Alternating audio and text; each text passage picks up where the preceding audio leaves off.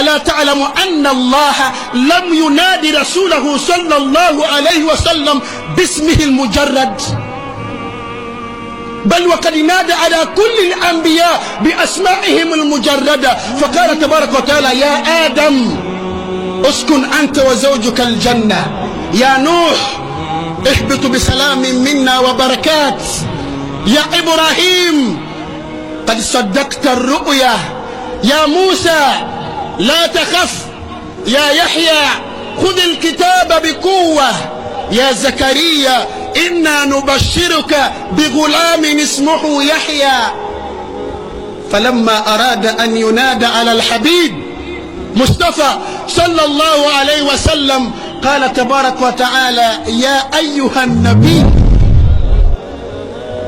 ربك ينادي تبارك وتعالى بمحبة رسول الله عند الله، لم ينادي رسوله باسمه محمد. والله في كل القرآن من الفاتحة إلى الناس: يا أيها النبي اتق الله ولا تطع الكافرين والمنافقين